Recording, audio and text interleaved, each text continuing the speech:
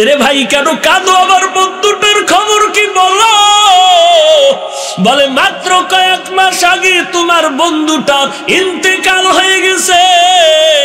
ওই যে তাকায় দেখো বাঁশবাগানে তার কবর।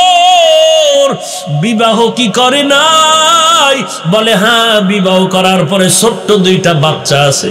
ওদের কি হালাত? ওরা কান্না করে, বলে ঈদের সময় চোখের পানি ধরে রাখতে পারি না। ওই বাচ্চাগুলো ডানে বামে তাকায় আর আব্বু আব্বু বলে চোখের পানি ছেড়ে কান্না করে।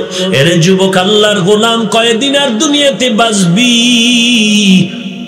মনে করেছো সুস্থ, আরো হায়াত পাবি, হঠাৎ বুকে ব্যথা, হঠাৎ মরণ হয়ে যাবে। মা পাশে বসে কাঁদবে, আমার কলিজার টুকরা সন্তানটা কবরবাসী হয়ে যাইতেছে। তোরা কে কোথায় আছো? কেউ দৌড়ায় যাবে, বাবায় বলবে আমার কলিজার সন্তানটা নাই, তাড়াতাড়ি ইমাম রে খবর দাও জানাজা পড়ানোর জন্য। কেউ যাবে বাঁশবাগানে কবর খনন করার জন্য, কেউ যাবে তোমার ঘরের পাশে বড়ই পাতা দিয়া গরম পানি করবে গোসল দেওয়ার জন্য, কেউ যাবে তোমার কাফন আনার জন্য। এরে নবীর উম্মত, জানাজা পড়াইয়া যখন খাট কাঁধে নিয়ে কবরস্থানে যাবে, জানালা দিয়া তোমার আমার মা কাঁদবে আর বলবে কই নাও আমার সন্তান, শেষবারের মতো একটু চেহারাটা দেখায় নাও। কারণ এই সন্তান আমাকে মা বলে যখন ডাক দিত আমার কলিজা ঠান্ডা হয়ে যেত, এখন আমাকে কে মা বলে ডাকবে? এরে যুবক, আল্লাহর গোলাম, যদি তুমি মনে করো এই কথাগুলো সত্য, মনে তো করতেই হবে। মিথ্যার কোনো কেউ আজ পর্যন্ত প্রমাণ দিতে পারে নাই। সাহাবায়ে কেরামের ইতিহাস জানো, 10 জন সাহাবা জান্নাতের সুসংবাদ পাইয়াও মরণ পর্যন্ত শুধু কান্না করেছে, কবরে আমি একা কেমন করে থাকবো। আল্লাহর কাছে তওবা করো রে যুবক। তুই এই স্কুল কলেজে পড়িয়া আমার সোনার বাংলাদেশের একটা ডিসি হবি, এমপি হবি, মন্ত্রী হবি, ইঞ্জিনিয়ার হবি, ডাক্তার হবি, কলিজা ভরে দোয়া করতেছি। আমি বলি না তুই একজন মাওলানা হয়ে যা, আমি বলি না রে যুবক কলেজের বারান্দা বাদ দিয়া মাদ্রাসা এসে একজন মুফতি সাহেব হয়ে যা। খোদার কসম একবারও বলি না তুমি ডাক্তার হয়ে যা, আমি কলিজা ভরে দোয়া করতেছি। বান্দা তুমি ইঞ্জিনিয়ার হও, ধন্যবাদ, কিন্তু বাবা আদর্শটা ঠিক রাখো। আর আদর্শ নিয়ে যদি জমিনে সম্মান পেতে চাও, দুনিয়ার কোন নাপাক আদর্শ নেওয়া যাবে না। আমার মদিনাওয়ালা নবীর আদর্শই তোমার গ্রহণ করে চলতে হবে, কারণ আমার নবীর আদর্শের মতো পবিত্র আদর্শ জমিনে আর কোথাও খুঁজে পাইবা না। আমার নবীর আদর্শ যখন গ্রহণ করলো, মক্কার জমিনে ওমরকে আল্লাহ এত সম্মানিত করে দিলেন, যেই ওমর নবীর গর্দান কাটার জন্য দৌড়ায়, ওই ওমর নবীর এত প্রিয় হয়ে গেল। আল্লাহর নবী বলেন, জানো ওমরের মর্যাদা কত? আমি নবীর পরে যদি আল্লাহ কাউকে নতুন করে নবী বানাইতেন, ওমর হতো আমি মুহাম্মদের পরের নবী। আমি ওমরের এত ভক্ত কেন জানো? সমস্ত আম্বিয়ায়ে কেরাম, আমি আল্লাহ তাআলার আশিক, আর আমার আল্লাহ আমি মুহাম্মদের আশিক। ঠিক তেমনি ভাবে সমস্ত সাহাবায়ে কেরাম আমার নবী মুহাম্মদের আশিক, আর আমার নবী মুহাম্মদ খোদ ওমরের আশিক।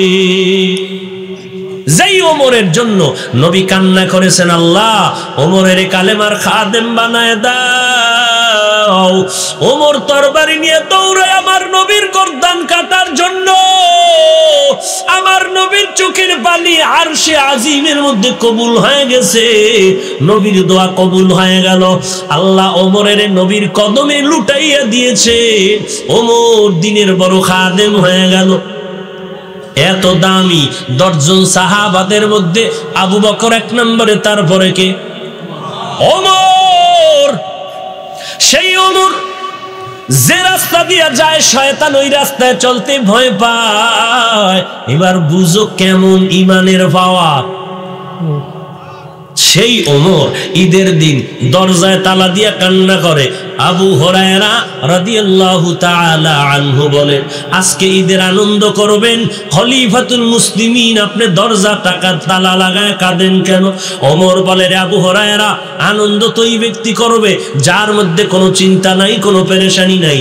ও খলিফাতুল মুসলিমিন, আজ এই ঈদের দিন আপনার মধ্যে কি পেরেশানি বলেন? ওমর চোখের পানি ছেড়ে কান্না করে, রে আবু হুরায়রা, রমজান চলে গেল, রোজা রেখেছি, কবুল হলো কিনা চিন্তা। আমি নামাজ পড়েছি, তারাবি পড়েছি, কবুল হলো কিনা চিন্তা। জাহান্নামের আগুন থেকে নাজাত পেলাম কিনা চিন্তা। ওমরের মতো বান্দা যদি ঈদের দিন চোখের পানি ছেড়ে কান্না করতে পারে, ও যুবক, তোমার চোখে কেন পানি নাই? ডানে বামে মোনাজাতে কত বান্দা চোখের পানি ছেড়ে কান্না করে, মায়ের জন্য দোয়া করে, বাবার জন্য দোয়া করে, তোমার কি চোখে পানি আসবে না? কয়দিন আর বাহাদুরি করো বারে বাবা। লেখাপড়ার সময় কত বন্ধু নিয়ে আড্ডা করেছো, আজ কিন্তু অনেকেই নাই। এক এক করে সবাই ভিন্ন হয়ে গেল, কেউ কবরেও চলে গেল। খেলাধুলার মাঠে কত বন্ধু নিয়ে খেলাধুলা করেছি, আড্ডা দিয়েছি, আজ অনেক বন্ধুর খবরও নাই। কোথায় গেল আমার খেলার জীবনের বন্ধু? কই গেল আমার লেখাপড়ার জীবনের কত আপন বন্ধু? আমি কিছু খাইলে তারে দিতাম, সে আমারে না দিয়া খাইতো না। কোথায় জানি গেল, খবর নাই। বাড়িতে খবর নেওয়ার জন্য চলে গেলাম, বন্ধুর বাড়িটার দরজায় দাঁড়াইলাম, লোকজন ভেতর থেকে নেমে আসলো, ভাইজান কেন আসছেন? অমুক নামের এক ভাই, আমার লেখাপড়ার কলিজার আপন বন্ধু, দেখা করতে আসি। কই? এই কথা বলার পরে বন্ধুগুলো আমারে জবাব না দিয়ে দেখি চোখের পানিগুলো গাল বেয়ে বেয়ে পড়তেছে। এরে ভাই, কেন কাঁদো? আমার বন্ধুটার খবর কি বলো? বলে, মাত্র কয়েক মাস আগে তোমার বন্ধুটার ইন্তেকাল হয়ে গেছে। ওই যে তাকায় দেখো, বাঁশ বাগানে তার কবর। বিবাহ কি করে নাই? বলে, হ্যাঁ, বিবাহ করার পরে ছোট্ট দুইটা বাচ্চা আছে। ওদের কি হালাত? ওরা কান্না করে, বলে, ঈদের সময় চোখের পানি ধরে রাখতে পারি না। ওই বাচ্চাগুলো ডানে বামে তাকায় আর আব্বু আব্বু বলে চোখের পানি ছেড়ে কান্না করে। এরে যুবক, আল্লাহর গোলাম, কয়দিন আর দুনিয়াতে বাঁচবি? বান্দা, তোমার জীবনের সব থেকে আল্লাহর কাছে বিনয়ী হওয়ার একমাত্র ইবাদতের মধ্যে যেটা হলো নামাজ, যাকে জামিউল ইবাদাত বলে। হজ আল্লাহর ইবাদতের একটা অংশ, যাকাত আল্লাহর ইবাদতের একটা অংশ,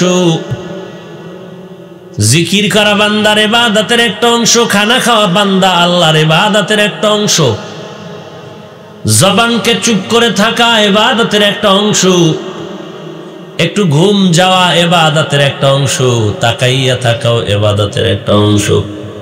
বান্দার নামাজ এমন একটা ইবাদত, এর মধ্যে ঘুম আছে, সব কিছু আছে। চোখ দুইটা বন্ধ করে মাঝে মাঝে একটু আল্লাহর ধ্যান করো, নামাজের ভিতরে আওয়াজ খোলো, পুরা নামাজে চোখ বন্ধ করিও না। নামাজের মধ্যে বান্দা তুমি খানা খেতে পারো, কিন্তু না, নামাজে কোনো খানা খাওয়া যাবে না। রোজার মতো ইবাদতের নমুনা নামাজের মধ্যে আল্লাহ দেখায় দিলেন। হজের মধ্যে গিয়া বান্দা লাব্বাইক ছাড়া কোনো আওয়াজ নাই, কে ধনী কে গরিব কোনো ভেদাভেদ নাই। ঠিক নামাজে যখন দাঁড়াও, কে পীর কে মুরিদ, কে মুফতি কে মুহাদ্দিস, কে শিক্ষক কে ছাত্র, কোনো ভেদাভেদ নাই। কে চাকর কে মালিক, কে ড্রাইভার কে প্যাসেঞ্জার, কোনো ভেদাভেদ নাই। এই ইমাম সাহেব সামনে দাঁড়িয়ে আছেন, আর আমার এক কাতারে ধনী গরিব আমরা সবাই দাঁড়িয়ে ইমামের কমান মতো চলি। তাহলে আল্লাহর মোহাব্বতের নিদর্শন নামাজের মধ্যে আছে, কোরআনের তেলাওয়াত আছে, সমস্ত ইবাদত। যাকাত আমরা দেই মানে বান্দা আল্লাহর পথে দান করা।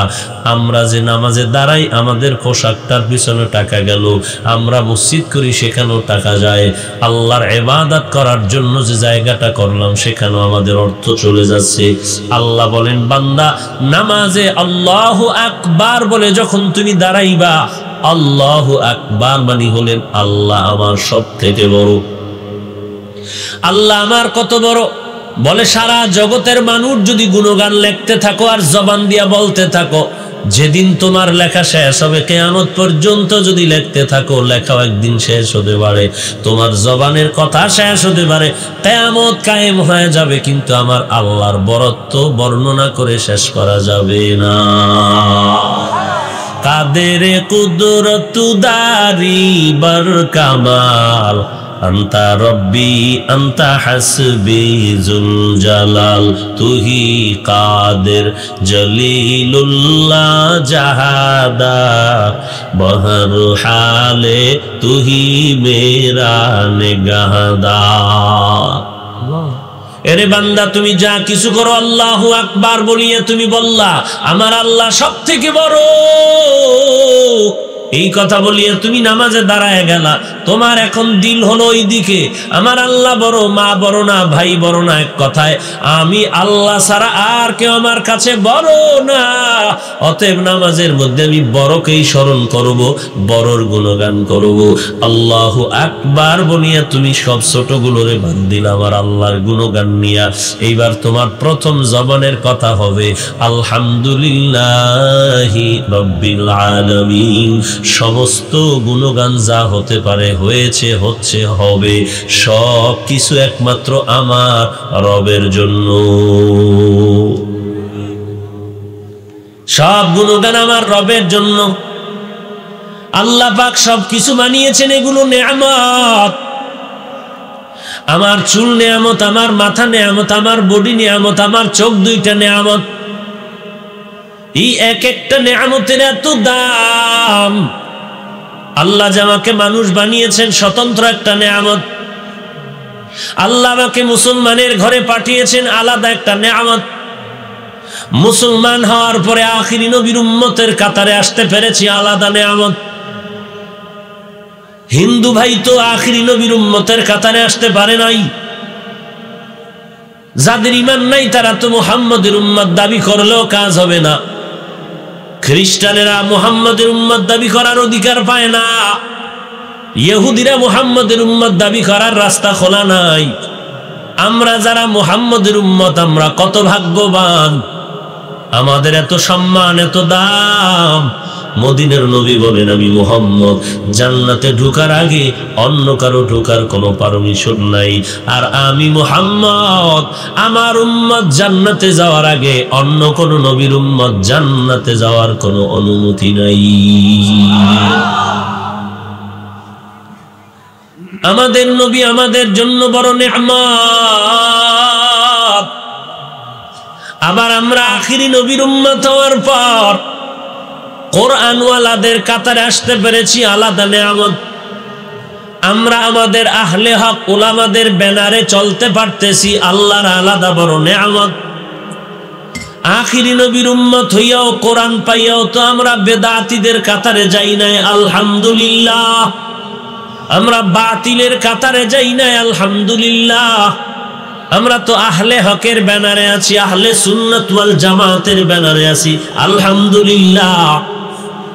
আহলে সুন্নাত ওয়াল জামাতের কাতারে গালাগালি নাই, হিংসা নাই, গীবত শিকায়াত নাই। আমরা আবার আহলে সুন্নাত ওয়াল জামাতের কাতারে থেকে আমরা আবু হানিফার বিপক্ষে যাই নাই, আলহামদুলিল্লাহ। আউলিয়া কেরামের বিপক্ষে অবস্থান নেই না, আলহামদুলিল্লাহ। আবার আমগো সমাজে এই আখিরি নবীর উম্মত হইয়া কোরআন হাদিসের কাতারে আসিয়া আহলে সুন্নাত ওয়াল জামাতের ব্যানার লাগাইয়াও তারা আবু হানিফার বিরোধিতা করে, তারা তাবলীগের বিরোধিতা করে, তারা দেওবন্দীদের বিরোধিতা করে, তারা চরমনাই উজানির বিরোধিতা করে, তারা জিকিরের বিরোধিতা করে। আলহামদুলিল্লাহ, আমরা ও সমস্ত বাতিল ফেরকা থেকে বড় আলাদা। আমাদের মুরব্বি আছে, এটা আমাদের গর্ব, এটা আমাদের নেয়ামত। আমরা মুরব্বি মেনে চলি, এটা আমাদের বড় পাওয়া। কারণ যাদের কোনো মুরব্বি নাই, অটোমেটিক শয়তান ওদেরকে পরিচালনা করে। সোহবতে সালে তোরা সালে কুনাত, সোহবতে তালে তোরা তালে কুনাত। এক জমানা সোহবতে বা আউলিয়া বেহতার জো সদ সালা তাআত বেরিয়া। জামাত বড় দামি জিনিস, 5 ওয়াক্ত নামাজ বা জামাত আদায় করো। জামাতে নামাজ পড়তে কেন বললেন? বলে বাবা সাবধান, মুরগির বাচ্চাগুলো যখন ডানার ভেতরে থাকে সব নিরাপদ। কোন চালাক যদি একা বের হয় কোথাও দৌড় দেয়, আকাশ থেকে ছো মারে, আঘাত করে, আক্রমণ করে কে? চিল আক্রমণ করে তারে নিয়ে যায়।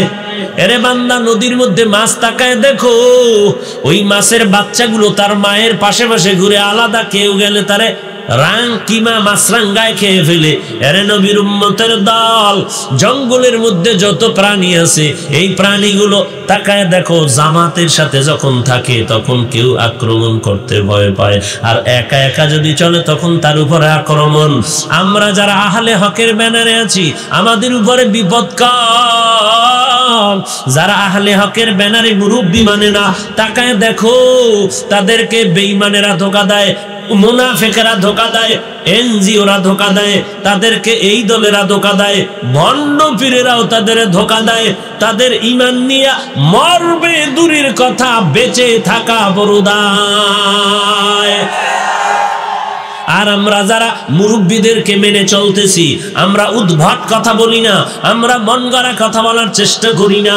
আমরা বলি আমাদের আহলে হক উলামায়ে কেরাম, মুরব্বী যারা আছেন, চরমনাইর হযরত, ওই হাটহাজারী মাদ্রাসার বাবুনগরী দামাত বারাকাতুহুম, আমাদের যাত্রাবাড়ি মাদ্রাসার হযরত সহ বাংলাদেশের সব মুরব্বীরা যা বলবে আমরা তাদের কথা মতো চলতে পারি, চলবো। তারা যদি বলেন এখন বয়ান বন্ধ করে চুপচাপ নামাজে দাঁড়াও, কান্না করো, আমরা রেডি। আবার যদি বলে সবাই মিলে, যদি বলে না এখন গামছা মাজায় বেঁধে রেডি হও, নবীর দুশমনের মোকাবেলায় রাস্তায় নামতে হবে, আমরা সেখানেও নামতে রেডি হয়ে যাব।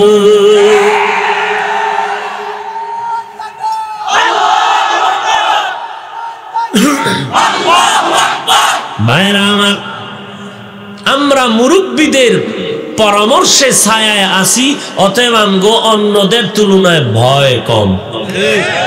অন্যদের তুলনায় যারা এই ছায়ার জামাত থেকে বের হইয়া একা চলতে চাইব, তার বিপদ খুবই বেশি, খুবই দ্রুত, খুবই বেশি। ঈমান নিয়া মরণ বরণ করবে পরে, বেঁচে থাকাটাই কঠিন। বেঁচে থাকাটাই, দেখেন না কি দেখেন, কওমি মাদ্রাসা শিক্ষা বোর্ডের সাথে যাদের সম্পর্ক নাই তারা বিভিন্ন ঝামেলায় পড়ে আছে। কোনো বোর্ডের সাথেই যদি না থাকে তখন চতুর্দিক থেকে সবাই তাকে ধাক্কায়, বিপদ সংকেত, বিপদ সংকেত। কথা ঠিক না? এই যে মাহফিল হইতেছে, এমপি সাহেব সহযোগিতা করেছেন। কি সহযোগিতা? টাকা দিছেন? বলে না বেটা কোরআনের একটা বয়ান করবি তো কর, বাস। আমরা এখানে বৈশা বয়ান শুনে যেই বরকত পাবো, এমপি সাহেব যে একটু কর কইয়া সহযোগিতা করছেন, এই বরকত আল্লাহ তাকেও দিয়ে দিবে। কথা বুঝেন না? না, আমরা যদি আবেগে চিল্লাই, আমরাই তো সব, আমগো আর কেউরে লাগবে না, এমপি কিসের, চেয়ারম্যান নাই, ওসি নাই, আমরাই সব, তাহলে সম্ভব হবে? বলেন। বরং আমরাই সব মনে না করে আমরা অন্যদেরকে নিয়া এরপরে আমরা এক কাতারে চলবো। যে বুঝে না তাকে বুঝাবো, একটা থাপ্পড় দিয়া, একটা গালি দিয়া, একটা ধমক দিয়া যতটুকু কন্ট্রোল করা যায়, এর থেকে সুন্দর ব্যবহার দিয়া আরো বেশি কন্ট্রোল করা যায়।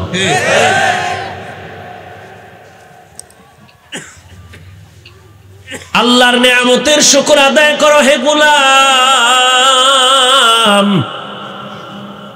বলে আল্লাহর কি নেয়ামত? জমিন ও আসমানের মধ্যে সব থেকে বড় নেয়ামত আল্লাহ পাকের দেওয়া জান্নাতে চলার হেদায়াত। কি কি হেদায়াত? ইহদিনাস সিরাতাল মুস্তাকিম। আমরা নামাজের মধ্যে পড়িনি, কথা বলেন না কেন? যে নামাজই পড়ে না, কি পড়ে? এই যে মাগরিবের নামাজটা হইল, কত আশেকে রসুল নামাজ পড়েই না। এখানে জামাত হইছে, মসজিদে নামাজ হইছে, আর রাস্তায় বেরিয়ে গেছে। ফজরও পড়ে নাই, জহুর পড়েননি, আসর পড়েননি, মাগরিব না, এশা না, কি হবে আপনার? অথচ নবী বলেন বেঈমান আর মুমিনের মধ্যে ব্যবধান নামাজ। বেঈমানেরা নামাজ পড়ে না, মুমিনেরা নামাজ ছাড়ে না। বেঈমানের চরিত্র কি? নামাজ ছেড়ে দাও। আর মুমিনের আদর্শ কি? নামাজ তারা ছাড়ে না। দৈনন্দিন কত নামাজ? কি ভাই, কত নামাজ? মাঝে মাঝে দুই এক ওয়াক্ত ছেড়ে দিলে কোনো সমস্যা হবে? হবে। খাওয়ার পরে যদি না পড়েন ভিড়া কেমন? বলতেছেন হবে, এরপরে যদি পড়েন না তাহলে আল্লাহ আপনারে ভিড়াইলে দোষ কি আল্লাহ? ওরে গাদ্দার, তুই বললি নামাজ ছাড়লে সমস্যা হবে, পড়লি না কেন? তুই নিজেই বললি সমস্যা হবে, তো পড়লি না কেন? নামাজ তো 50 ছিল, 5 দিয়ে দিছি, এটাও পড়লি না, কি করবি? অথচ তোমার আমার মতো কত আল্লাহর বান্দা স্কুল কলেজে লেখাপড়া করে নামাজ ছাড়ে না, চাকরি করে নামাজ ছাড়ে না, ব্যবসা করে নামাজ বাদ দেয় না। তাকায় দেখো, একই ফ্যাক্টরিতে চাকরি করো, 50টা সন্তান, এর মধ্যে 5 জন সন্তান 5 বেলার নামাজ ঠিক মতো পড়ে। কিয়ামতের ময়দানে ওদেরকে তোমার পাশে দাঁড় করায় বলবে, ওরা পারলো, তুই কেন পারলি না? কি জবাব দিবা? জবাব ঠিক করিয়া তারপরে রাতের বেলা ঘুমাইও, কারণ ঘুমের মধ্যে যদি মরণ হয় আর তুমি উঠার কোনো সুযোগ হবে না। এরে বান্দা, আল্লাহর নিয়ামতের শুকর আদায় করো, আলহামদুলিল্লাহ বললেই হবে না। আলহামদুলিল্লাহ বললেই হবে না, বরং আল্লাহর গোলামিতে জীবনটা কাটাও, নবীজির আদর্শের মতো জীবনটা গড়াও। আল্লাহর গোলামি করো নবীর তরিকা মতে। আমার নবীর আদর্শ ছাড়া জমিনে কোনো আদর্শ নাই। হ্যাঁ আছে, তবে সব আদর্শগুলো নাপাক। একমাত্র আমার নবী মদিনাওয়ালার আদর্শই হলো পাক। আচ্ছা, আমার নবীর সুন্দর আদর্শ থেকে আর কার আদর্শ আছে সুন্দর? বলো তো, বলো। আমিও এখানে আমরা যারা নবীর তরিকা মতে চুল কেটেছি, বলো আমাদের চুল, আর তোমরা যারা দুনিয়ার বেঈমানের পাঁচাটা গোলাম হইয়া চুল কেটে ইন্দুর বান্দর হয়েছ, বলো তো তোমাদের চুল কাটার সৌন্দর্য আর আমাদের নবীর তরিকার আদর্শের চুল তাকায় দেখো, তোমাদেরটা সুন্দর না আমাদেরটা সুন্দর? মিথ্যা বলবা না, কোনো জোর নাই, বিবেক দিয়া বিচার করো। আমি রসুলের মোহাব্বতের টুপি পরেছি, তুমি পরনি। তোমরা 10টা লোক টুপি ছাড়া এক পার্শ্বে দাঁড়াও, আমরা টুপিওয়ালা পার্শ্বে 10 জন দাঁড়াই। এরপরে বিবেকরে একটু প্রশ্ন করো, ভালো কাতার কোনটা দেখা যাবে? বিবেক দিয়া সমাধান নিয়া রসুলের তরিকার উপরে চলো। তুমি আজকে এই কথাগুলো মানতে কষ্ট হচ্ছে, অথচ 1500 বছর অতিবাহিত হওয়ার পরেও কত বেঈমান রসুলকে না দেখিয়া শুধু নবীর আদর্শ দেখে কালেমা পড়তেছে। আল্লাহ দেয়া নেয়ামতের শুকর আদায় করো রে ভাই। আল্লাহ আমাদেরকে হেদায়েতের দৌলত দান করেছেন। হেদায়েত বড় নেয়ামত। আমরা প্রত্যেক রাকাতের প্রত্যেক নামাজে পড়ি ইহদিনাস সিরাতাল মুস্তাকিম, জান্নাতে যাওয়ার সঠিক রাস্তা দেখাও। সিরাতাল্লাযীনা আন'আমতা আলাইহিম, তাদের পথ যাদেরকে আপনি হেদায়েতের নিয়ামত দিয়ে ভরপুর করেছেন, তাদের পথ চাই। তারা কারা? ওয়া মান ইউতি'িল্লাহা ওয়ার রাসূল ফাউলাইকা মা'আল্লাযীনা আন'আমাল্লাহু আলাইহিম মিনান নাবিয়্যিন ওয়াস সিদ্দীকিন ওয়াশ শুহাদা'i ওয়াস সালিহিন ওয়া হাসুনা উলাইকা রাফীকা। নবীগণ, সিদ্দিকগণ, শহীদগণ, সালেহগণ, এরাই তো আপনার নিয়ামত প্রাপ্ত বান্দা। এরা যেই পথে চলেছেন, এদের পথে আমাদের চলার তৌফিক দান করেন। আল্লাহ বলেন, সলিহিন আমার বন্ধু, এরা আমার নিয়ামত প্রাপ্ত বান্দা, এরা তোমাদের জান্নাতে নেওয়ার প্রতীক বড় বন্ধু। ওয়া হাসুনা উলাইকা রাফীকা, কতই না সুন্দর এই বন্ধুগুলো তোমাদের জন্য। এই বন্ধুদের সাথে তুমিও বন্ধুত্ব বানাও। বানায় নাও, কারণ এরা জান্নাতের বন্ধু। তোমার হাতটা যদি ধরে জান্নাতের মঞ্জিল মাকসাদ পর্যন্ত পৌঁছায় দিবে, নিজের গলায় ছুরি লাগবে, তোমাকে ক্ষতি হতে দিবে না। নিজে জাহান্নাম, নিজের জীবনটা আগুনে জ্বালায় দিবে, কিন্তু তোমার হাতটা ধরিয়া বান্দা জাহান্নামের আগুনে জ্বলতে দিবে না। এই বন্ধুদেরকে নিজের আপন করে নাও, কারণ এরাই আমাদের আপন। মা বাবা আপন না, স্বার্থে আঘাত লাগলেই আমার বিরুদ্ধে চলে যায়, ওই মামলা করে থানায় গিয়া আমার ভাই আমার আপন না। কত ভাই ভাই দ্বন্দ্ব, থানার মাধ্যমে মামলা জবাই হয়ে যাচ্ছে, স্ত্রী স্বামীকে হত্যা করে, স্বার্থের টানে স্বামী স্ত্রীকে হত্যা করে, মা বাবা সন্তানের হত্যা করে, সন্তান মা বাবাকে হত্যা করে। এইভাবে একের পর এক তাকায় দেখছো, আমার আল্লাহর মতো আপন কেউ নাই, আমার মায়ার নবীর মতো আপন কেউ নাই।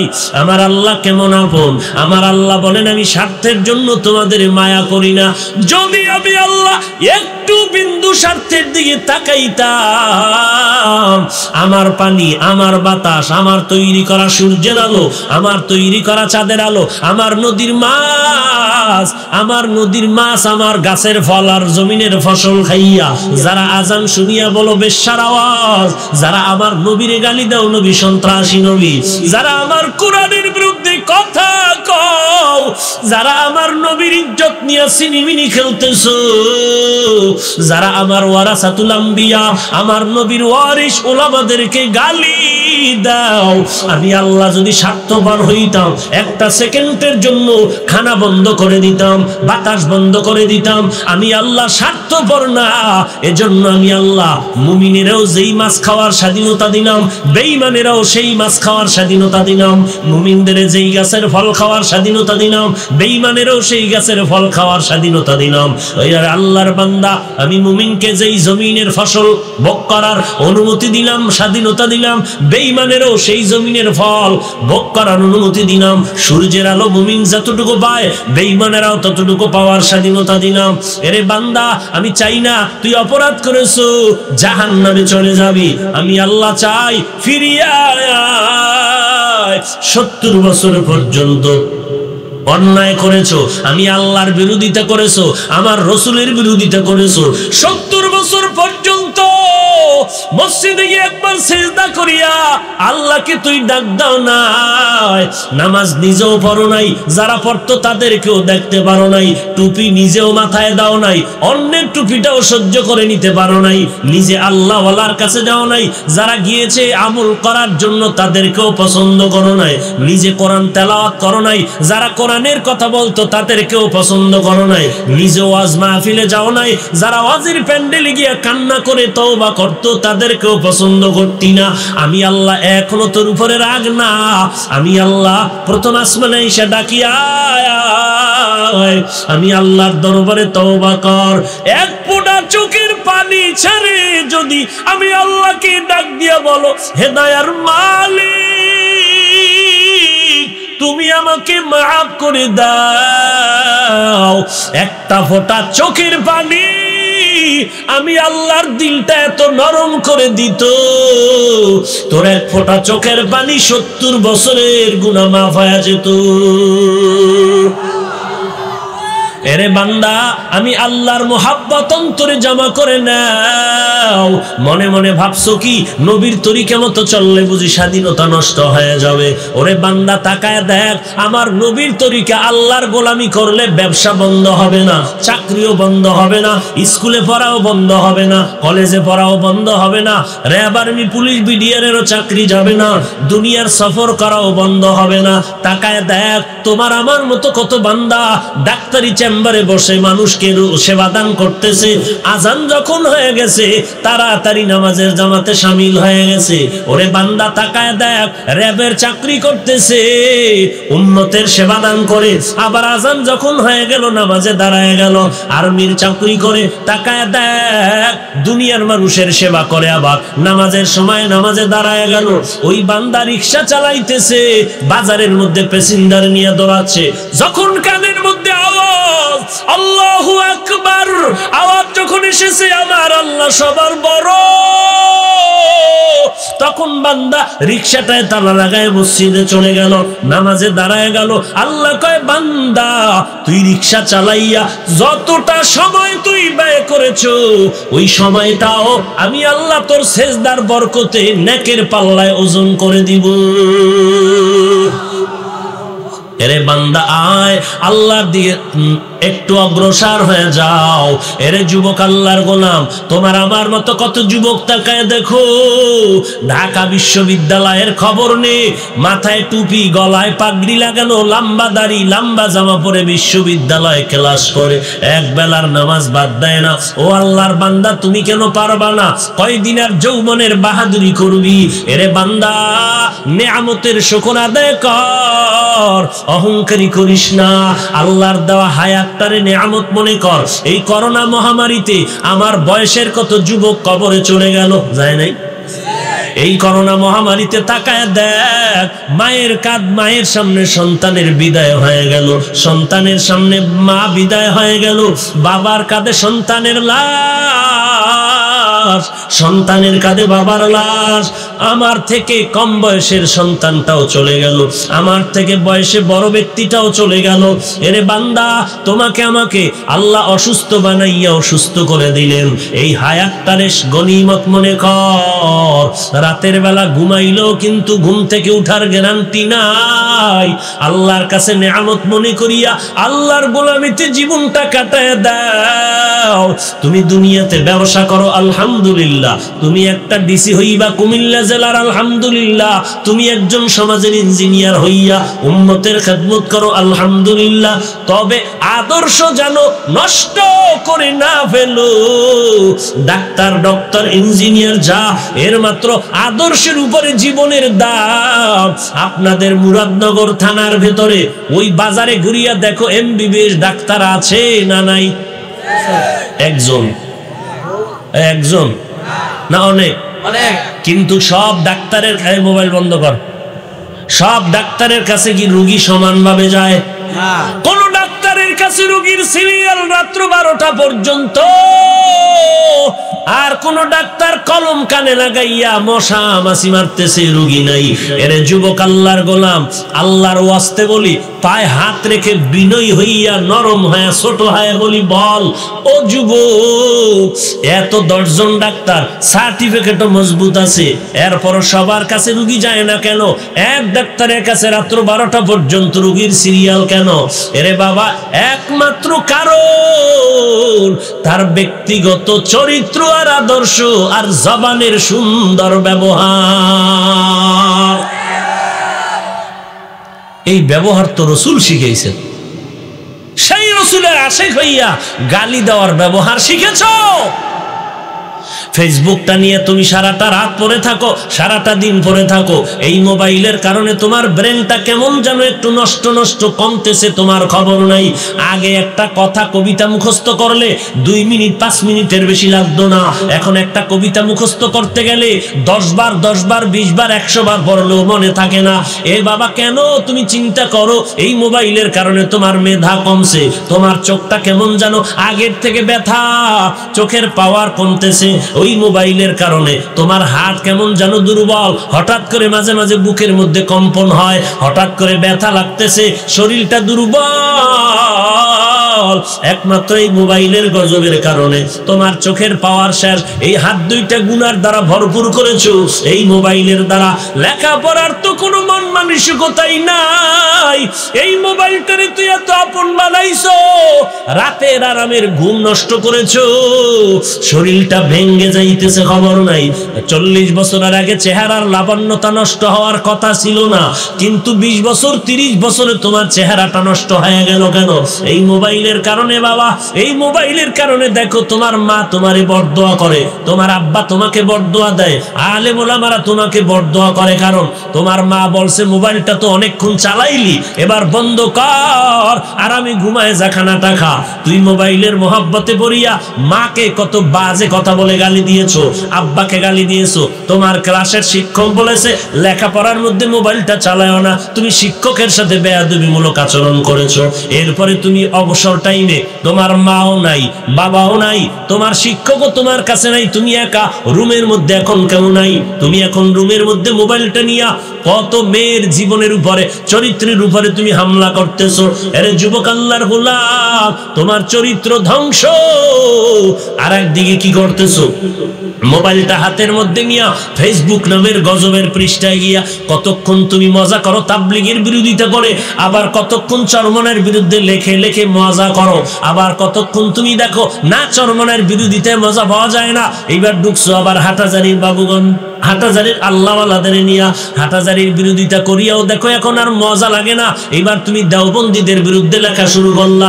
এইভাবে করে করে করে করে রাত কাটাইলি, দিন কাটাইলি, বল তোর এখন জীবনের ফলাফলটা কি হয়েছে? কিছুই তো হয় না।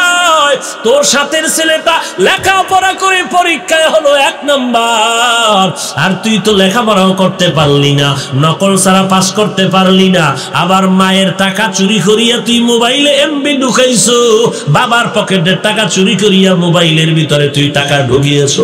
কত দিকের অন্যায় করার পর এবার আমার মাওলা যদি তোরে 1 সেকেন্ডের সময় না দেয়, এই অন্যায় সহ যদি আজরাইল এসে তোরে কবরে নিয়ে যায়, পায়ে ধরে বলছি রে যুবক, এই টুপি মাথায় দিয়ে ভুল করি নাই, দাড়িটা লম্বা করে ভুল করি নাই, টুপি পরে কোরআন পরে ভুল করি নাই রে যুবক, নামাজ পড়ে ভুল করি নাই, আল্লাহর সন্তান কম দেয় নাই রে যুবক। আজকে যদি আমি শার্ট প্যান্ট টাই লাগায়া চলতে পারতাম, কেউ আমারে বাধা দিত না রে বাবা। আমি যদি গান বাজাইতাম, দাড়িটা কেটে ফেলতাম, কেউ আমারে বাধা দিত না। কিন্তু এত গালি, এত বদনাম, কেউ পারলে আমার বিরুদ্ধে, কেউ পারলে একটা কথা না বলেও থামে না। একদিকে ডানে আঘাত, বামে আঘাত, ঘরে আঘাত, বাইরে আঘাত, একের পরে এক আঘাত করে। কোন হিন্দু আঘাত করলে মনটা একটু বুঝাইতাম না, আমার জাতি ভাইরা আঘাত করে, একের পরে আঘাত। কেমন করে লজ্জার মধ্যে ফেলা যায়, কেমন করে সম্মান নিচু করা যায়, ইজ্জতের উপর আঘাতের উপর আঘাত করতেছো, এরপরও টুপি ফালাই না, নামাজ ছাড়ি না রে বাবা, মাদ্রাসায় পড়া বন্ধ করি না, আল্লাহওয়ালাদের দরবার ছাড়ি নাই রে বাবা। ওরে নবীর উম্মতের দল, অথচ তোমার পায়ে ধরে ধরে ধরে ধরে তাবলীগওয়ালারা বুঝায়, চরমনাইওয়ালারা বয়ান করে পায়ে ধরে বুঝায় বাবা নামাজ পড়, উজানিওয়ালারা পায়ে ধরে বুঝায়, আলেম ওলামারা পায়ে ধরে ধরে ডাকে আসো 5 বেলার নামাজটা পড়ো হে যুবক। তুমি পাও ধরার পরেও টুপি মাথায় দিতে চাও না, আর আমাকে কোটি টাকার লোভ দেখাইলো নামাজ ছাড়বো না রে বাবা। এর মাঝখানে কারণটা কি জানো? আল্লাহর কোরআন পড়ে দেখলাম একটা কথা মিথ্যা নাই, নবীর কথার মধ্যে কোনো মিথ্যা নাই। মিথ্যা বের করার জন্য কত বেঈমান অপচেষ্টা করলো, কেউ পারলো? কেউ পারে নাই, কিয়ামত পর্যন্ত পারবে না। অতএব কোরআন যদি সত্যি হয়, তোর অন্তর বলে, আল্লাহর কোরআনের স্পষ্ট ঘোষণা, ইন্নাল আবরারা লাফি নাঈম ওয়া ইন্নাল ফুজ্জারা লাফি জাহিম। নেক আমলওয়ালা জান্নাতে যাবে, গুনাহগার যারা তারা জাহান্নামে যাবে। এরে আল্লাহর বান্দা, কবরে যখন তোমাকে আমাকে নেওয়া হবে, সাদা কাপনের প্যাকেটে যখন ঢুকায়া দেওয়া হবে, কে আলেম, কে মূর্খ, কে পীর, কে মুরিদ, কে শিক্ষক, কে ছাত্র, সাদা কাপনের মধ্যে ঢুকানোর পরে কোনো ভেদাভেদ থাকবে না। কবরের মধ্যে নেওয়ার পরে মাটি দিয়ে যখন সবাই বিদায় হবে, আপনাদেরকেও 3টা প্রশ্ন করা হবে, আমাকেও 3টা প্রশ্ন করা হবে, কারো জন্য কম বেশি করা হবে না। 1 নাম্বার রবের পরিচয় দাও, 2 নম্বরে ধর্মের পরিচয় দাও, 3 নাম্বার রাহমাতুল লিল আলামিনের পরিচয় দাও। এই 3টা প্রশ্নের জবাব তারা দিতে পারবে যারা দুনিয়াতে রবের গোলামি করলো, ইসলামের মালাটা গলায় লাগাইলো, মদিনার নবীর সুন্নতের আমলগুলি করেছে।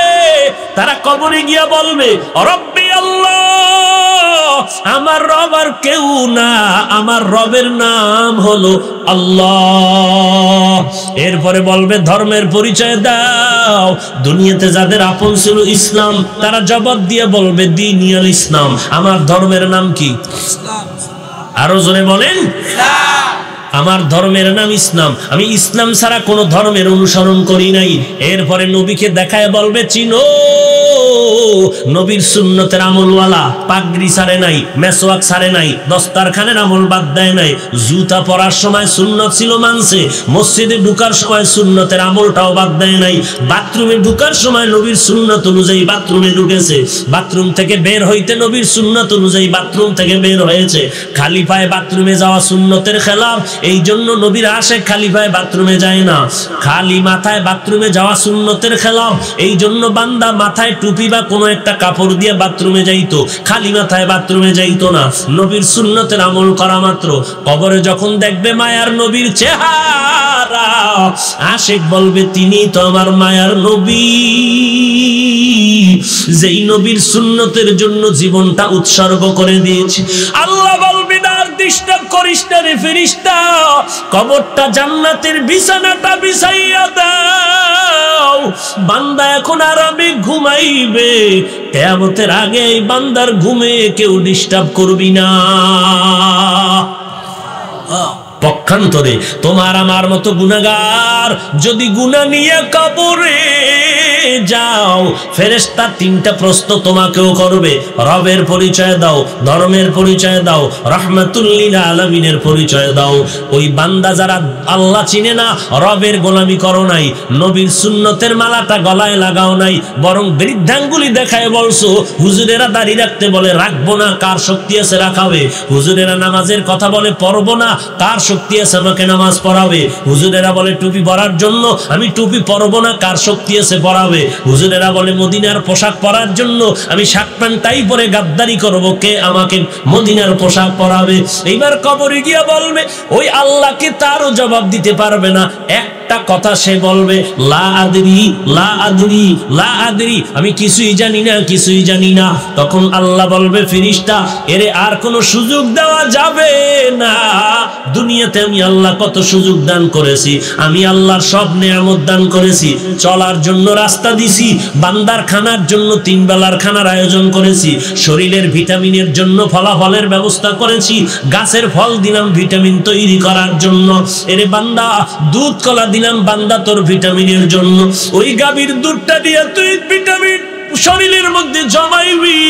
একটু তাকায় দেখ, একটা গাভী তার বাচ্চাটারে দুধ না দিয়া বান্দা তোরে দুধ দিয়ে দিছে, কোনোদিন আবেদন করে নাই, সারাটা রাত ওই গাভীর বাচ্চাটা মায়ের দিয়ে তাকায় কান্না করেছে, রে মা পেটে ক্ষুধা তুমি দুধ দাও। গাভীটা বলছে ও বাচ্চা অপেক্ষা কর, বনিয়াদমের খেদমতের জন্য আল্লাহ আমাদের বানিয়েছেন, ওরা খাওয়ার পরে যা থাকবে তা খেয়ে তোর জীবন বাঁচান। গাভীটা শুকর আদায় করেছে, বাচ্চাটারে না দিয়া বান্দা তোরে দেওয়া হলো, বাচ্চাওয়ালা মুরগিটারে তুই জবাই দিয়া খেয়েছো, আমি আল্লাহ তোর উপরে রাগ করি নাই, আমার দেওয়া নেয়ামত তুই খেয়েছো, আমি রাগ করি নাই। ও বান্দা এরপরও যখন তুই আমার সুযোগ পাইয়া নামাজ পড়ো নাই, আলেমুন আমাদের কথা মতো ঈমান আমল করো নাই, আল্লাহ বলে ফেরেশতা আর সুযোগ নাই, জাহান্নামের বিছানা কবরে বিছায় দাও, জাহান্নামের সাথে কবরে একটা রাস্তা বানায় দাও। আল্লাহ গুসায় গিয়ে বলবে এরে কবরের মাটি, এই গুনাহগার নাফরমানের 2 পার্শ্বের মাটি দিয়া জোরে চাপ দাও, এমন জোরে চাপ দিবে মদিনার নবী আমার বলেন 2 হাত মোবারকের আঙ্গুলগুলো ফাঁকা করিয়া একটা আরেকটার মধ্যে ঢুকাইয়া বলেন এইভাবে এক পাজরের হাত দিয়ে আর এক পাজরের হাড়ের মধ্যে ঢুকে চুরমার হয়ে যাবে। এরে নবীর উম্মতের দল, একটা নয়, 2টা নয়, 70 থেকে 99টা সাপ কবর এসে ভরে যাবে। এরে যুবক আল্লাহর গোলাম, যদি তুমি মনে করো এই কথাগুলো সত্য, মনে তো করতেই হবে, মিথ্যার কোনো কেউ আজ পর্যন্ত প্রমাণ দিতে পারে নাই। সাহাবায়ে কেরামের ইতিহাস জানো, 10 জন সাহাবা জান্নাতের সুসংবাদ পাইয়াও মরণ পর্যন্ত শুধু কান্না করেছে, কবরে আমি একা কেমন করে থাকবো। আল্লাহর কাছে তওবা করো রে যুবক, তুই এই স্কুল কলেজে পড়িয়া আমার সোনার বাংলাদেশের একটা ডিসি হবি, এমপি হবি, মন্ত্রী হবি, ইঞ্জিনিয়ার হবি, ডাক্তার হবি, কলিজা ভরে দোয়া করতেছি। আমি বলি না তুই একজন মাওলানা হয়ে যা, আমি বলি না রে যুবক কলেজের বারান্দা বাদ দিয়া মাদ্রাসায় এসে একজন মুফতি সাহেব হয়ে যা। খোদার কসম একবারও বলি না তুমি ডাক্তার হয়ে যা, আমি কলিজা ভরে দোয়া করতেছি। বান্দা তুমি ইঞ্জিনিয়ার হও, ধন্যবাদ, কিন্তু বাবা আদর্শটা ঠিক রাখো। আর আদর্শ নিয়ে যদি জমিনে সম্মান পেতে চাও, দুনিয়ার কোন নাপাক আদর্শ নেওয়া যাবে না। আমার মদিনাওয়ালা নবীর আদর্শই তোমার গ্রহণ করে চলতে হবে, কারণ আমার নবীর আদর্শের মতো পবিত্র আদর্শ জমিনে আর কোথাও খুঁজে পাইবা না। আমার নবীর আদর্শ যখন গ্রহণ করলো মক্কার জমিনে, ওমরকে আল্লাহ এত সম্মানিত করে দিলেন, যেই ওমর নবীর গর্দান কাটার জন্য দৌড়ায়, ওই ওমর নবীর এত প্রিয় হয়ে গেল। আল্লাহর নবী বলেন, জানো ওমরের মর্যাদা কত? আমি নবীর পরে যদি আল্লাহ কাউকে নতুন করে নবী বানাইতেন, ওমর হতো আমি মুহাম্মদের পরের নবী। আমি ওমরের এত ভক্ত কেন জানো? সমস্ত আম্বিয়ায়ে কেরাম আমি আল্লাহ তাআলার আশিক, আর আমার আল্লাহ আমি মুহাম্মদের আশিক। ঠিক তেমনি ভাবে সমস্ত সাহাবায়ে কেরাম আমার নবী মুহাম্মদের আশিক, আর আমার নবী মুহাম্মদ খোদ ওমরের আশিক। যেই ওমরের জন্য নবী কান্না করেছেন, আল্লাহ ওমরের কালেমার খাদেম বানায় দাও। ওমর তরবারি নিয়ে দৌড়ায় আমার নবীর গর্দান কাটার জন্য। আমার নবীর চোখের পানি আরশে আজিমের মধ্যে কবুল হয়ে গেছে, নবীর দোয়া কবুল হয়ে গেল। আল্লাহ ওমরের নবীর কদমে লুটাইয়া দিয়েছে, ওমর দিনের বড় খাদেম হয়ে গেল। এত দামি 10 জন সাহাবাদের মধ্যে আবু বকর 1 নম্বরে, তারপরে কে? ওমর। সেই ওমর যে রাস্তা দিয়া যায় শয়তান ওই রাস্তায় চলতে ভয় পায়। এবার বুঝো কেমন ইমানের পাওয়ার। সেই ওমর ঈদের দিন দরজায় তালা দিয়া কান্না করে। আবু হুরায়রা রাদিয়াল্লাহু তাআলা আনহু বলেন, আজকে ঈদের আনন্দ করবেন, খলিফাতুল মুসলিমিন, আপনি দরজা তালা লাগায় কাঁদেন কেন? ওমর বলে, রে আবু হুরায়রা, আনন্দ তো ওই ব্যক্তি করবে যার মধ্যে কোনো চিন্তা নাই, কোনো পেরেশানি নাই। ও খলিফাতুল মুসলিমিন, আজ এই ঈদের দিন আপনার মধ্যে কি পেরেশানি বলেন? ওমর চোখের পানি ছেড়ে কান্না করে, রে আবু হুরায়রা, রমজান চলে গেল, রোজা রেখেছি, কবুল হলো কিনা চিন্তা। আমি নামাজ পড়েছি, তারাবি পড়েছি, কবুল হলো কিনা চিন্তা। জাহান্নামের আগুন থেকে নাজাত পেলাম কিনা চিন্তা। ওমরের মতো বান্দা যদি ঈদের দিন চোখের পানি ছেড়ে কান্না করতে পারে, ও যুবক তোমার চোখে কেন পানি নাই? ডানে বামে মোনাজাতে কত বান্দা চোখের পানি ছেড়ে কান্না করে, মায়ের জন্য দোয়া করে, বাবার জন্য দোয়া করে, তোমার কি চোখে পানি আসবে না? কয়দিন আর বাহাদুরি করো বারে বাবা। লেখাপড়ার সময় কত বন্ধু নিয়ে আড্ডা করেছো, আজ কিন্তু অনেকেই নাই। এক এক করে সবাই ভিন্ন হয়ে গেল, কেউ কবরেও চলে গেল। খেলাধুলার মাঠে কত বন্ধু নিয়ে খেলাধুলা করেছি, আড্ডা দিয়েছি, আজ অনেক বন্ধুর খবরও নাই। কোথায় গেল আমার খেলার জীবনের বন্ধু? কই গেল আমার লেখাপড়ার জীবনের কত আপন বন্ধু? আমি কিছু খাইলে তারে দিতাম, সে আমারে না দিয়া খাইতো না। কোথায় জানি গেল, খবর নাই। বাড়িতে খবর নেওয়ার জন্য চলে গেলাম, বন্ধুর বাড়িটার দরজায় দাঁড়াইলাম, লোকজন ভেতর থেকে নেমে আসলো, ভাইজান কেন আসছেন? অমুক নামের এক ভাই, আমার লেখাপড়ার কলিজার আপন বন্ধু, দেখা করতে আসি। কই? এই কথা বলার পরে বন্ধুগুলো আমারে জবাব না দিয়ে দেখি চোখের পানিগুলো গাল বেয়ে বেয়ে পড়তেছে। এরে ভাই কেন কাঁদো? আমার বন্ধুটার খবর কি বলো? বলে মাত্র কয়েক মাস আগে তোমার বন্ধুটা ইন্তেকাল হয়ে গেছে। ওই যে তাকায় দেখো বাঁশ বাগানে তার কবর। বিবাহ কি করে নাই? বলে হ্যাঁ, বিবাহ করার পরে ছোট্ট দুইটা বাচ্চা আছে। ওদের কি হালাত? ওরা কান্না করে বলে ঈদের সময় চোখের পানি ধরে রাখতে পারি না। ওই বাচ্চাগুলো ডানে বামে তাকায় আর আব্বু আব্বু বলে চোখের পানি ছেড়ে কান্না করে। এরে যুবক, আল্লাহর গোলাম, কয়দিন আর দুনিয়াতে বাঁচবি? মনে করেছো সুস্থ, আরো হায়াত পাবি, হঠাৎ বুকে ব্যথা, হঠাৎ মরণ হয়ে যাবে। মা পাশে বসে কাঁদবে, আমার কলিজার টুকরা সন্তানটা কবরবাসী হয়ে যাইতেছে। তোরা কে কোথায় আছো?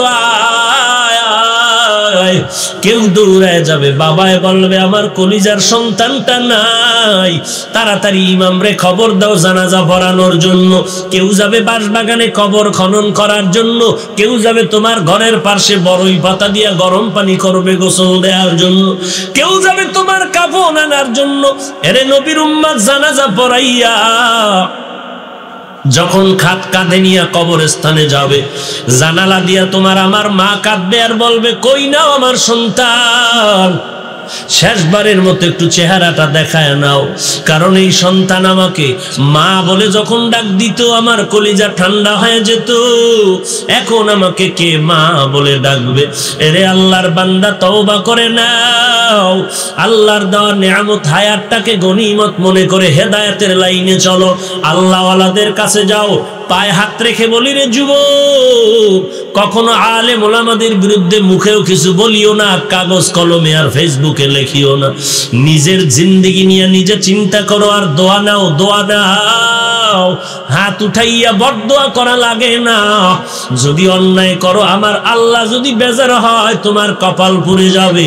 অতএব আল্লাহর কাছে তওবা করো, আল্লাহ আর কোনোদিন নামাজ ছাড়বো না, মা বাবারে কষ্ট দিব না, আলেম ওলামাদের বিরোধিতা করবো না, বলবো না, লিখবো না, আর নবীর সুন্নতের আমলের বাহিরে চলবো না।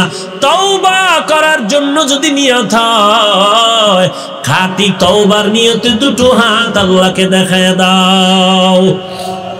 আয় আল্লাহ সবার হাত কবুল করেন। আয় আল্লাহ 5 ওয়াক্ত নামাজি বানায় দেন। আহলে হক উলামায়ে কেরামের পরামর্শ অনুযায়ী আমলওয়ালা বানায় দেন। আয় আল্লাহ উলামাদের বিরুদ্ধে যাওয়ার থেকে হেফাজত করেন। আহলে হকের ব্যানারে কবুল করে নেন। নবীজির সুন্নাতওয়ালা জিন্দেগি দান করেন। আমিন। আলহামদুলিল্লাহি রাব্বিল আলামিন। والصلاة والسلام على سيد الأنبياء والمرسلين وعلى آله وأصحابه أجمعين يا أرحم الراحمين يا أرحم الراحمين يا أرحم الراحمين رب ارحمهما كما ربياني صغيرا আয় আল্লাহ আজকের আয়োজন কবুল করে নেন। যারা সহযোগিতা করেছে কবুল করে নেন। আয় আল্লাহ আলোচনার ভুল ত্রুটি ক্ষমা করে দেন। এলাকার ঘরে ঘরে শান্তি দান করেন। মা বোনদের পর্দানিশি আবেদা বানায় দেন। ছেলে সন্তান নেককার বানায় দেন। আয় আল্লাহ 5 ওয়াক্ত নামাজি বানায় দেন। সারা দুনিয়ার মানুষকে মহামারী থেকে মুক্তি দান করেন। বাংলাদেশ শান্তির দেশ বানায় দেন। সরকার বাহাদুর থেকে যত জনপ্রতিনিধি সবাইকে দিনদার বানায় দেন। প্রশাসনিকভাবে যারা কাজ করে সবাইকে দিনের মোহাব্বতওয়ালা উম্মত বানায় দেন। আয় আল্লাহ আহলে হকের সমস্ত দ্বীনি প্রোগ্রামগুলো কামিয়াবির সাথে আপনি কবুল করে নেন। প্রতিবন্ধকতা দূর করে দেন। সমস্ত মসজিদগুলো কবুল করে নেন। মাদ্রাসাগুলো কবুল করে নেন। ছাত্র ওস্তাদদের কবুল করে নেন। গায়বী খাতা থেকে যা প্রয়োজন ব্যবস্থা করে দেন। আয় আল্লাহ সহিভাবে সবাইকে কোরআন পড়ার তৌফিক দান করেন। আয় আল্লাহ চলার পথে ইজ্জতের সাথে হেফাজত করেন। আয় আল্লাহ জালেম মুনাফিক দুশমনের বদনজর থেকে হেফাজত করেন। আয় আল্লাহ বাতিলের মোকাবেলায় বিজয়ী করে দেন, ঈমান ও আমলের শক্তি বাড়ায় দেন। আয় আল্লাহ আমাদের সবাইকে মোবাইলের গুনাহের থেকে হেফাজত করেন, মোবাইলের গুনাহের থেকে হেফাজত করেন, মোবাইলের গুনাহের থেকে হেফাজত করেন। আয় আল্লাহ আমার প্রত্যেকটা যুবকের দিনের খাদেম বানায় দেন, সবার সাথে মিল মোহাব্বত বাড়ায় দেন। আয় আল্লাহ একটা যুবকেরও খালি ফিরাইয়া দিয়েন না রে মা।